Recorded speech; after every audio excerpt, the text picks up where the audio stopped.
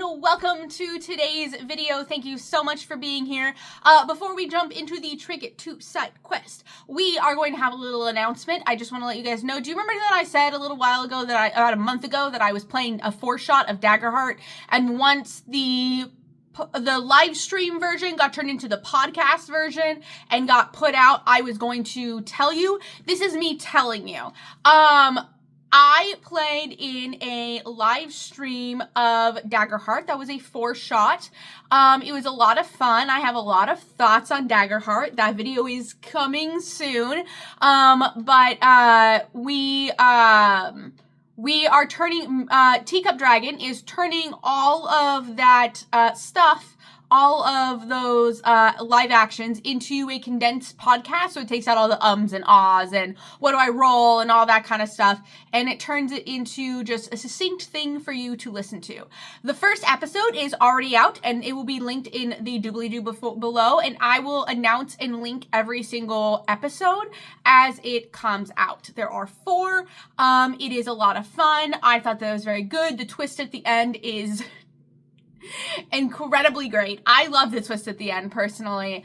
And if you are worried like I was about Daggerheart combat, if that is the thing that is like, ooh, combat, this 4-shot actually has a ton of combat. I have noticed while watching other Daggerheart Let's Plays that combat is kind of not there, not happening. People kind of ignoring combat. Christopher, Teacup Dragon, did a fantastic job of throwing combat at us at every single turn, at every single point, making sure that we were thoroughly scared out of our minds in every single way, shape, and form, including life-threatening forms. So, yeah, it was really, really fun. It was really, really good, and it is in the doobly-doo down below if you want to listen to it. Now, for today's trinket. Luckily for me, I did not have to pick today's trinket because I hate picking the trinket. It's my least favorite part of this series. Ferris picked a couple of trinkets for me to choose from, which makes my life so much easier. And I picked the number 30, a blank book whose pages refuse to hold ink or any other material for marking. Now, the big question that you're going to have to ask your player character is, where did you find this book? Did you find it on a dead man's body? Did you find it in an estate sale where it probably wasn't supposed to be sold? Did you find it in a general store where a bunch of a dead guy's goods got donated to the general store because no one else knew what to do with them? Whatever it may be, it is very, very clear to me that since your player doesn't know what this item is, it is very, very clear to me that your player accidentally got this item. Like, this item is not meant to be possessed by a random head, right? I can't cuss. It's not meant to be possessed by someone off the street. And the reason why it's not meant to be possessed by someone off the street is because, first of all, I would like you to describe this book. You can describe this book however you want, but I would like you to describe this book as ornate or very well crafted, maybe like the finest leather, or like some kind of like exotic leather with like leather crafting skills, like stitching and weaving put into it. I would also imagine that this book would be adorned with like gemstones and velvet and intricate lace or something along those lines. This is a very important book. This is a very, very important book, and that is because when it comes to wizards, there are actually 2 books that are very, very important to them. The first book is their spell book. Their spell book means everything to them because without their spell book, they cannot cast spells. The second book that is incredibly important to every single wizard is their memoir. Their memoir is a book that they write at the end of their life. It is a magically charged book that dictates down everything they have ever learned about the world ever. See, in my mind, wizards are information seekers. Wizards are intelligence. That's the reason why their thing is intelligence, right? Their casting modifier is intelligence. Wizards are a people of intellect, and people of intellect seek knowledge. Seek knowledge like it is a drug. And so for them, knowing things is like one of the most important things about the world. In history, and writing down your things that you know and being able to understand the things that you know is incredibly valuable. Therefore, at the end of their life, they take everything that they've ever learned about everything ever and write it down in a book and seal it away. Now, this book has a soul tether to the wizard. That is how important this book is. It is tethered to the wizard's soul. So when the wizard dies, the book locks. It closes. It becomes blank pages. Now the blank pages are full, but they're blank pages to protect the knowledge of the wizard. And it just looks like a book. If you do detect magic on it, you do know that it is magical. You do know that it is magical. Now, any wizard worth their salt is going to know what this book is. They're going to look at this book and say, that is a memoir. And they're going to be like, how did you get this book? Because these books are meant to be put into like conservatories. They're meant to be put into like personal collections. They're meant to be passed down from generation to generation, from wizard to wizard, even sometimes if you don't have an heir. They're meant to be sacred. And so again, just a random person having this book, it's like, where did you get this book? So what you can do whenever you discover that this is what it is, what you can do is you can go to the grave site of the wizard and you can ask permission to see what's in the book. You can ask him to unlock the book. Now, the terms in the theory is that you're asking the spirit that lives in the grave site to unlock the book. What's actually happening is that book is now connected to the gravestone. So when you bring it to the gravestone automatically unlocks it. In the mindset of like, if you know what wizard this is, then you are ready to experience what the wizard has to offer, right? So what you do is you send your players on a quest to find this gravesite. Now, it could be in multiple places, but the two places that I like to think of the most is in a bog, on a hill, in the middle of like coven territory, of like hag territory, that is very deadly and difficult to get to, or in a royal gravesite, in a royal graveyard.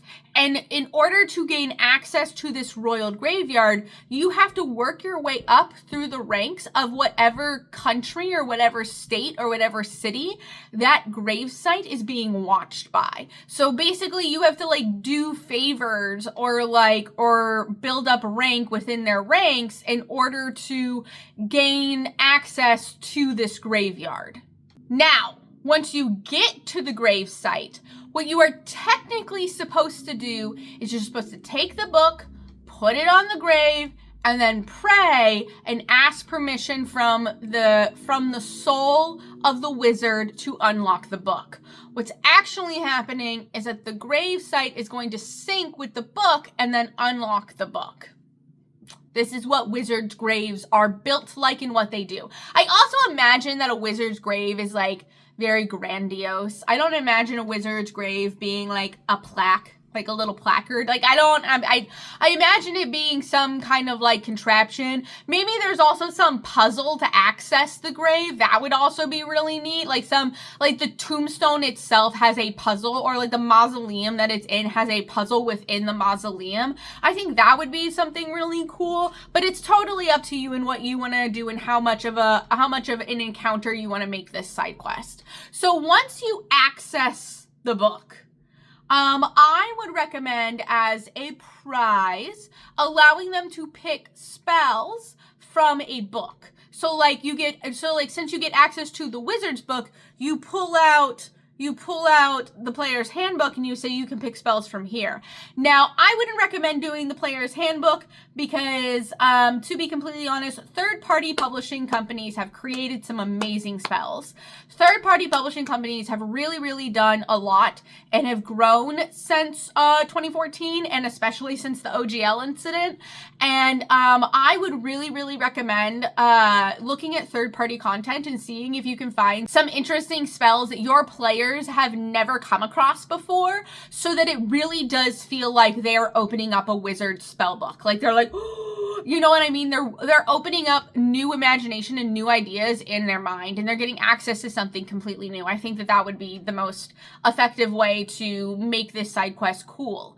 Now, it's not the only thing that happens in this side quest. See, this could be where it ends, and you're totally allowed to end it here. However, I just watched The Goonies, so there is a part 2 to this side quest. And the part 2 to this side quest is that as you're going through the book and seeing all the knowledge that he's dropped and seeing all the amazing things that he's accomplished in his life and seeing all the inventions that he's invented, in the back of the book, there is an illustrated map. There is an illustrated map to a location that is hopefully unknown to any of the player characters. They are not sure what country this is in. They're not sure what city this is in. They're not sure what realm this is in, what plane this is in. Nobody really knows.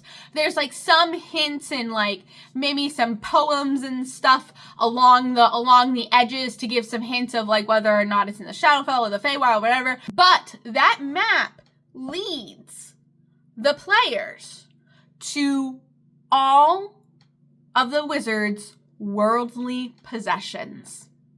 That is where he buried his worldly possessions. So if your players want, if they're interested, they can go on a treasure quest.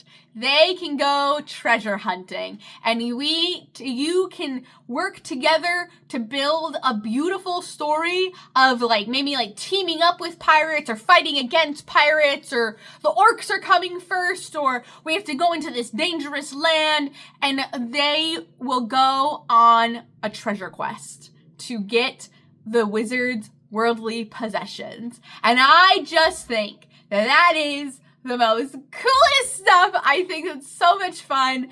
And yes, it is inspired by the Goonies, but I just think that it would be a great part 2. And if you wanted to do that, you're cool. You should do that. So yes, that is my answer for number 30, a blank book whose pages refuse to hold ink or any other material for marking. I think this is the first time that I've done a treasure quest. Actually, just kidding. I think I did do a treasure quest with, I think I did a vault with the rock that no one else can see as a ruby but you. I think I did a vault for that one. So I kind of did a treasure quest previously, but I just think that this was so much fun, and I don't know, I really think that Trinkets should be so much more than just like something that tries to help your backstory out, or something that, you know, people have so much fun rolling up for trinkets, and like trinkets tend to be like a really cool piece of your person, but then nothing ever happens with them, and that's what I'm trying to do with this, is make something happen with them. So I really appreciate you guys hanging out. I appreciate you guys liking this series so much, because like this is like some of my best videos are this series, and people tend to really enjoy my Trinkets to side quest. So if you want me to do more, if you want me to do your trinket, you should comment it down below. You know, really you should, because I hate picking the trinket.